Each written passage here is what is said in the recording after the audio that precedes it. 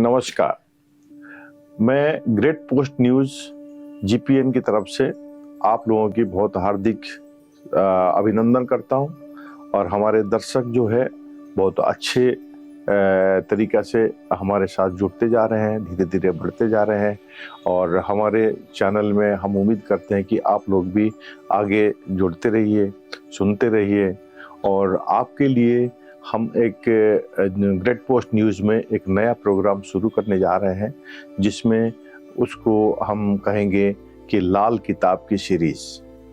तो लाल किताब क्या है और लाल किताब आपको जानना चाहिए या नहीं जानना चाहिए, लाल किताब के थ्रू या लाल किताब में से ऐसे कौन सी चीज़ है जो आपके लिए, आपके लाइफ के लिए आप जानना बहुत ज़रूरी भी है। और आपको अगर कोई भी परेशानी आती है या कोई अच्छाई है, कोई बुराई है, क्या हम उसका प्रिवेंशन कर सकते हैं, क्या हम उसका अच्छी तरीक़ा से जानने के बाद क्या हम आगे आने वाली कोई भी घटनाएं क्या हम कम कर सकते हैं, या ऐसे बहुत सारे पहलू है जो हमें जानने के लिए ये सीरीज़ को हम शुरू कर रहे हैं। तो आपके लिए जो आपको इसको देखते रहिएगा और इसको जो आगे आपको बताएंगे वो आचार्य एम.एस. पांडे जी है, जो लाल किताब के ऊपर इनकी मास्टरी है और इनको लाल किताब जो है बहुत अच्छी तरीक़ा से इन्होंने अध्ययन किया हुआ है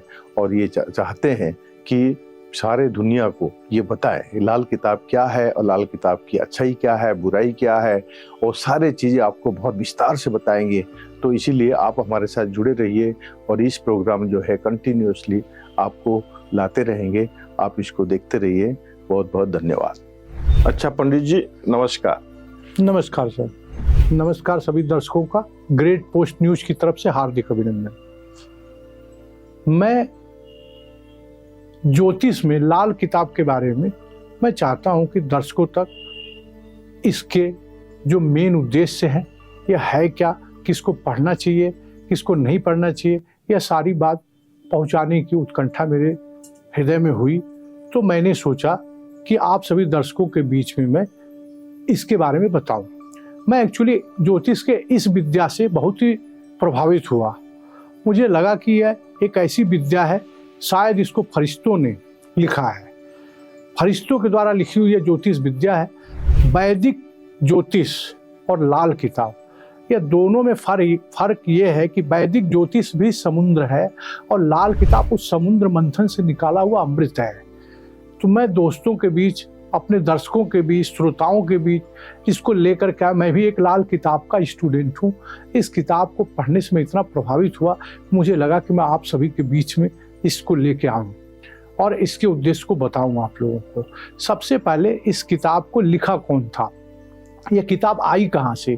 सर्वप्रथम प्रारंभ में जब अंग्रेज थे, उस समय अंग्रेजों के यहाँ श्री पंडित फरवाला जालंधर के रहने वाले पंडित रूपचंद जोशी जी नौकरी किया करते थे। वहाँ पर किसी आदमी को जो है ये कुछ पांडुलिपियाँ मिली। उस पांडुलिपि के हेल्प से वह कि किसी अंग्रेज अफसर का उसने सारा कुछ भूत भविष्य वर्तमान बता दिया। उसने अंग्रेज बड़ा प्रभावित हुआ, क्योंकि वो पांडुलिपि जो है किसी दूसरी भाषा में लिखी गई थी। तो उसने फिर पंडित रूपचंद जोशी को बुलाया। रूपचंद जोशी जी शायद 10-12 भाषाओं के जानकार थे, तो उनको बुला करके बोला कि इसको आप ट्रांसलेट करिए। अब रूपचंद जोशी जी सारी पांडुलिपियाँ क्रमवार नहीं थी। उसकी कमी सबसे बड़ी ये थी कि कोई जो है 1 नंबर का पॉइंट पहले लिखा है, फिर 6 नंबर लिख दिया गया, फिर 7 नंबर, क्रमवार वो नहीं थी। तो पंडित जी ने क्या किया, उन सारी प्रतिलिपियों को उन्होंने कॉपी किया, नकल का। उर्दू भाषा, उस समय उर्दू भाषा ज़्यादा प्रचलित थी, तो उर्दू भाषा में पंडित जी ने उसे उतार दिया पूरा A to Z पूरा। अब सबसे बड़ी चीज़ वो क्रमवार नहीं थी। तो यह विद्या एक तरीके से इसका आरंभ करने का श्रेय श्री पंडित रूपचंद जोशी को जाता है। फिर उन्होंने इसे सिस्टमेटिक ढंग से क्रमवार तरीके से 1939 में उन्होंने अपने प्रथम ग्रंथ की रचना की, जिसमें उन्होंने इस लाल किताब के सारे जो उन्होंने उर्दू में ट्रांसलेट किए थे उन सबका एक किताब बनाया, जो फर्स्ट एडिशन 1939 में आया। 1939 के बाद उन्होंने अपना दूसरा एडिशन लॉन्च किया 1940 में, फिर 1940 के बाद 1941 में, 41 के बाद ये गुटका, 41 में जो एडिशन आया उसको गुटका के नाम से कहा गया। 1942 में जो उन्होंने अपने ग्रंथ की रचना की, लाल किताब तीसरा हिस्सा तरमीम शुदा 1942, और लास्ट एडिशन उनका 1952 में आया, जो कि परिष्कृत परिमार्जित और जो कमियां पिछले एडिशन में थी उसको सुधार कर पंडित रूपचंद जोशी ने 1952 में वह ग्रंथ लिखा। तो आज भी चूंकि उर्दू भाषा से सारे लोग परिचित नहीं थे, तो लोग जो है उस विद्या से अनभिज्ञ थे जो है कि वास्तव में है क्या। तो बाद में फिर इस चीज़ को हिंदी में ट्रांसलेट करने का बीड़ा देवज्ञ पंडित बेड़ी माधव गोस्वामी, जो अखिल भारतीय ज्योतिष स्वाध्याय संस्थान के अध्यक्ष थे, उन्होंने यह बीड़ा अपने हाथ में उठाया। उनका कारवां चलता रहा, एक तरीके से लोग जुड़ते रहे। पंडित गिरधारी लाल शर्मा और पंडित रूपचंद जोशी और कई लोग मिल करके इस विद्या को आगे बढ़ाए, इसे ट्रांसलेट किया इन्होंने। और 2003-4 में फिर इसका पहला एडिशन जो है हिंदी में उन्होंने पूरा ट्रांसलेट किया, श्री पंडित बेड़ी माधव गोस्वामी जी ने।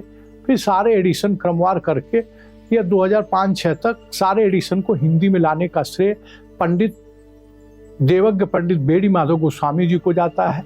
उनका सशक्त नमन, हार्दिक अभिनंदन इस ज्योतिष को हमारे बीच में लाने के लिए।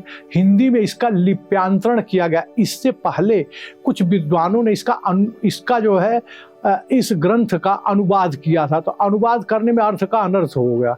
जो भाषा कुछ कहती थी उसका अनुवाद करते समय उन्होंने कुछ आशय निकाला, बट देवज्ञ पंडित बेड़ी माधव गोस्वामी ने कई उर्दू के विद्वानों के साथ मिल करके इसको जो है इसका लिप्यांतरण किया। अक्षर सह जो मायने होते थे उसी मायने को उन्होंने उर्दू से हिंदी में इसको कॉपी करके 1952 की 2 एडिशन लॉन्च किया उन्होंने। 1952 का भाग 1 और भाग 2, जिसमें उन्होंने सबसे लेटेस्ट एडिशन है। तो सभी दर्शकों श्रोताओं से मेरा अनुरोध है कि वह इस पुस्तक को मंगा लें।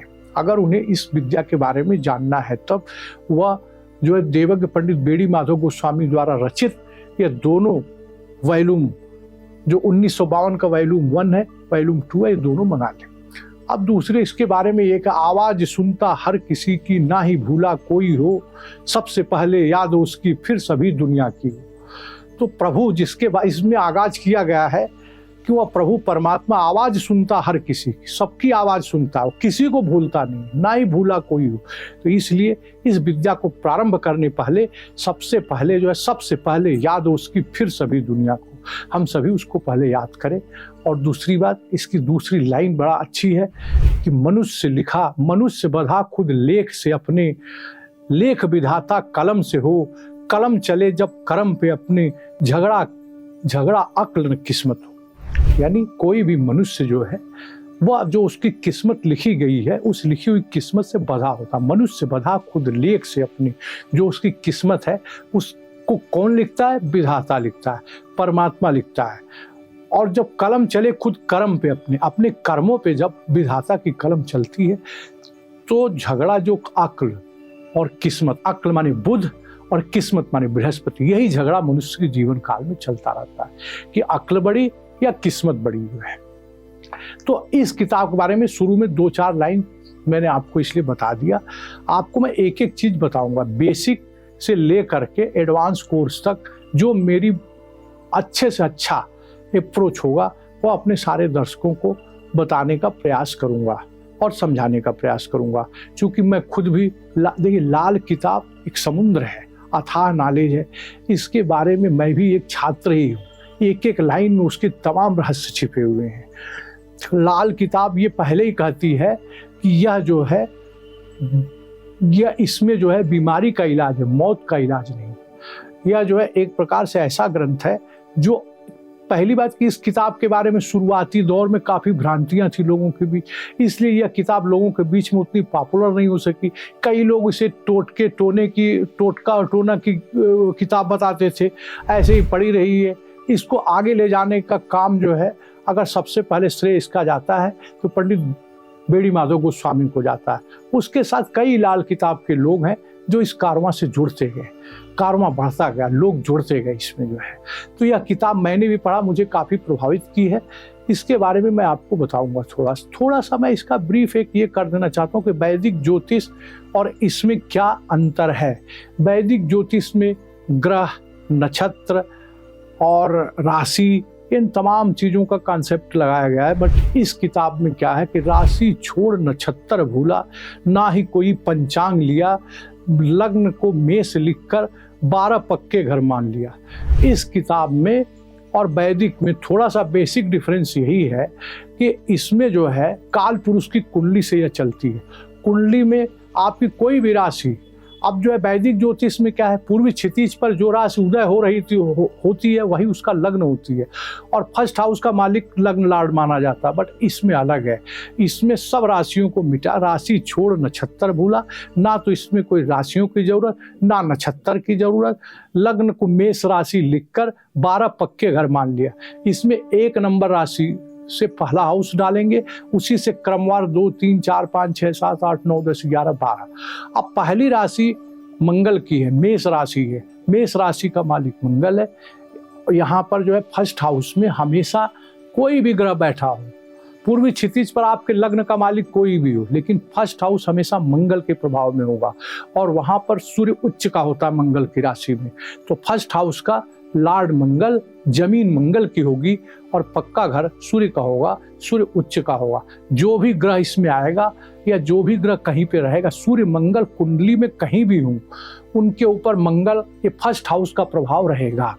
तो फर्स्ट हाउस शुरू में बांट दिया गया, फर्स्ट राशि बता दी गई कि इसका मालिक, इस जमीन का मालिक मंगल है, इस पे बिल्डिंग सूर्य की बनी हुई है। तो जमीन और बिल्डिंग दोनों का स्वामित्व निर्धारित है, इसमें राशि कोई भी उदय हो जाए। वैदिक में क्या था अंतर कि यहाँ पर सपोज धनु लग्न उदय हो रही है तो उसका फर्स्ट हाउस का लॉर्ड को गुरु को मान लिया जाता था, यहाँ ऐसा नहीं है। यहाँ अगर फर्स्ट हाउस में धनु राशि भी उदय हो रही है तो उसमें गुरु को माना जाएगा कि वो मंगल की जमीन पर आया है और सूर्य की बिल्डिंग में बैठा हुआ है, वो एक किराएदार है, मालिक नहीं है गुरु यहाँ का। तो इस प्रकार से एक एक करके काल पुरुष की कुंडली के आधार पर इसको बताया उन्होंने।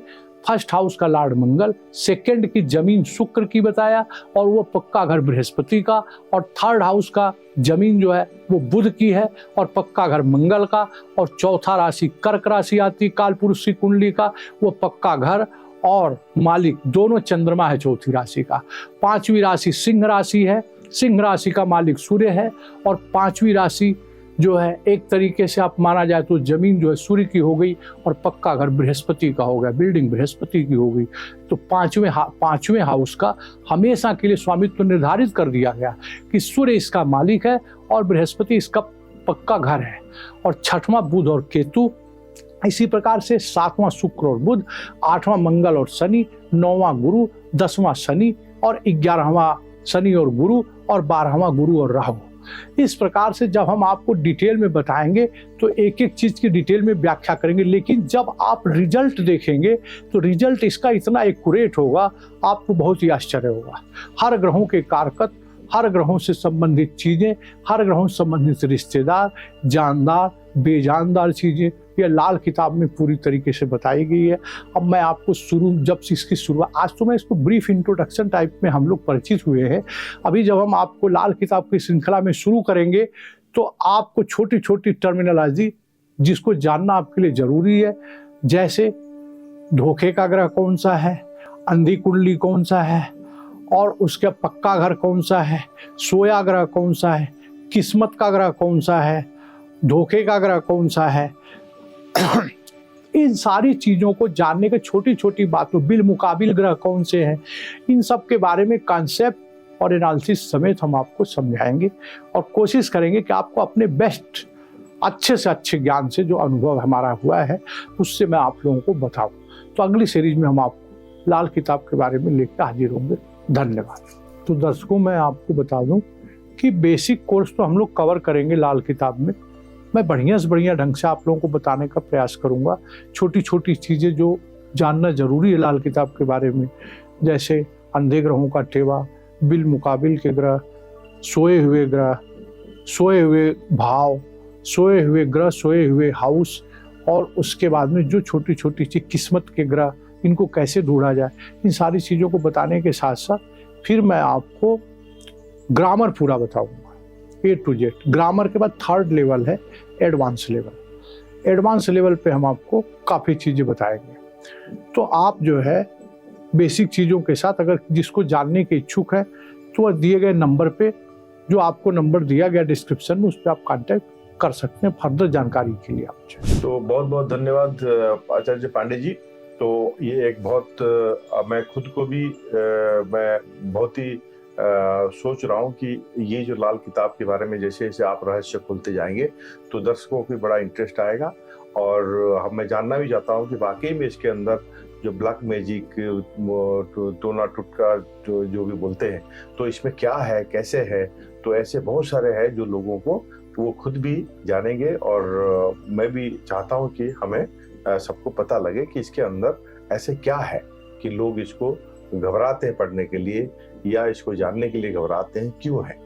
तो बहुत बहुत धन्यवाद, और मैं आशा करता हूँ कि आप दर्शकों को अच्छी तरीके से आगे इसको बताते रहेंगे। नमस्कार सर, आपने मुझे अपने स्टूडियो में बुलाया सर, इस बात के लिए बहुत बहुत धन्यवाद।